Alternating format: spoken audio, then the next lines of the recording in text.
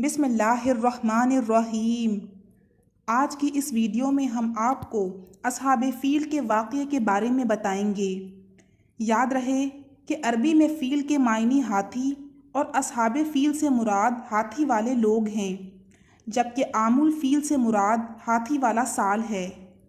تاریخ اسلام میں عام الفیل ایک منفرد اہمیت کا حامل سال ہے۔ اس واقعے کا ذکر قرآن مجید میں سورہ فیل میں بھی موجود ہے۔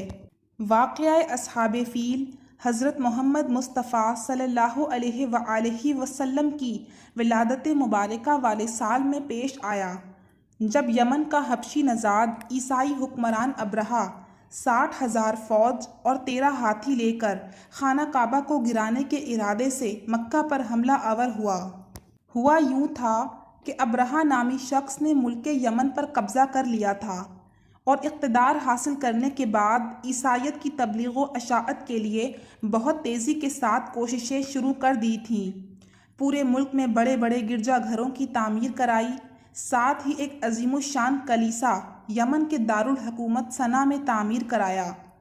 اس تعمیر سے اس کی غرض یہ تھی کہ اہل عرب کعبے کے بجائے اسی کلیسا میں آ کر حج کا فریضہ ادا کریں۔ اہل عرب کو اس اقدام سے سخت برہمی ہوئی اور قبیلہ بنی کنانہ کے ایک شخص نے موقع پا کر اس کنیسہ میں قضائے حاجت کی اور اس کو نجاست سے آلودہ کر دیا۔ جب ابرہہ کو یہ بات معلوم ہوئی تو اسے بہت طیش آیا اور اس نے قسم کھائی کہ وہ کعبہ معظمہ کو گرا دے گا، نعوذ باللہ۔ چنانچہ وہ اس ارادے سے اپنا لشکر لے کر چلا۔ اس لشکر میں بہت سے ہاتھی بھی تھے اور ان کا پیش رو ایک بڑے جسم والا کوہ پیکر ہاتھی تھا جس کا نام محمود تھا۔ ابرہہ جب مکہ مکرمہ کے قریب پہنچا تو اس نے اہل مکہ کے جانور قید کر لیے اور ان میں حضرت عبد المطلب کے 200 اونٹ بھی تھے۔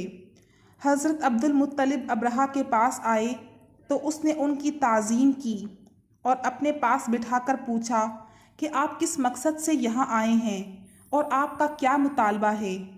آپ نے فرمایا، میرا مطالبہ یہ ہے کہ میرے اونٹ مجھے واپس کر دیے جائیں۔ ابرہہ نے کہا، مجھے آپ کی بات سن کر بہت تعجب ہوا ہے کہ میں اس خانہ کعبہ کو ڈھانے کے لیے یہاں آیا ہوں جو آپ کا اور آپ کے باپ دادا کا معظم و محترم مقام ہے۔ آپ اس کے لیے تو کچھ نہیں کہتے اور اپنے اونٹوں کی واپسی کا مطالبہ کر رہے ہیں۔ آپ نے فرمایا، میں اونٹوں ہی کا مالک ہوں، اس لیے انہی کے بارے میں کہتا ہوں، اور کعبہ کا جو مالک ہے وہ خود اس کی حفاظت فرمائے گا۔ یہ سن کر ابرہہ نے آپ کے اونٹ واپس کر دیے۔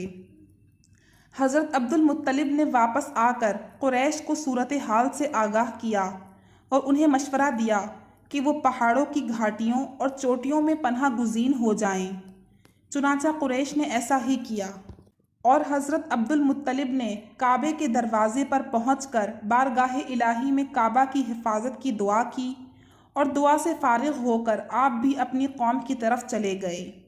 ابرہہ نے صبح تڑکے اپنے لشکر کو تیاری کا حکم دیا تو اس وقت محمود نامی ہاتھی کی یہ حالت تھی کہ جب اسے کسی اور طرف چلاتے تو چلتا تھا، لیکن جب کعبے کی طرف اس کا رخ کرتے تو وہ بیٹھ جاتا تھا۔ اللہ تعالیٰ نے ابرہہ کے لشکر پر سمندر کی جانب سے پرندوں کی فوجیں بھیجیں اور ان میں سے ہر پرندے کے پاس 3 کنکریاں تھیں، 2 دونوں پاؤں میں اور 1 چونچ میں تھی۔ وہ پرندے آئے اور کنکر کے پتھروں سے انہیں مارنے لگے۔ چنانچہ جس شخص پر وہ پرندہ سنگریزہ چھوڑتا تو وہ سنگریزہ اس کے خود کو توڑ کر سر سے نکلتا ہوا جسم کو چیر کر ہاتھی میں سے گزرتا ہوا زمین پر پہنچ جاتا۔ اس طرح ان پرندوں نے ابرہہ کے لشکریوں کو جانوروں کے کھائے ہوئے بھوسے کی طرح کر دیا۔ چنانچہ قرآن مجید میں سورہ فیل میں اس واقعے کا ذکر اللہ تعالیٰ نے یوں بیان فرمایا ہے، کیا تم نے نہ دیکھا کہ تمہارے رب نے ان ہاتھی والوں کا کیا حال کیا؟ کیا اس نے ان کے مکر و فریب کو تباہی میں نہ ڈالا اور ان پر فوج در فوج پرندے بھیجے جو انہیں کنکر کے پتھروں سے مارتے تھے تو انہیں جانوروں کے کھائے ہوئے بھوسے کی طرح کر دیا۔ اللہ رب العزت نے قریش پر جو اپنی خاص نعمت انعام فرمائی تھی اس کا ذکر بیان فرمایا ہے کہ جس لشکر نے ہاتھیوں کو ساتھ لے کر کعبے کو ڈھانے کے لیے چڑھائی کی تھی، اللہ تعالیٰ نے اس سے پہلے کہ وہ کعبے کے وجود کو مٹائیں ان کا نام و نشان مٹا دیا۔ ان کی تمام فریب کاریاں ان کی تمام قوتیں سلب کر لیں اور انہیں برباد و غارت کر دیا۔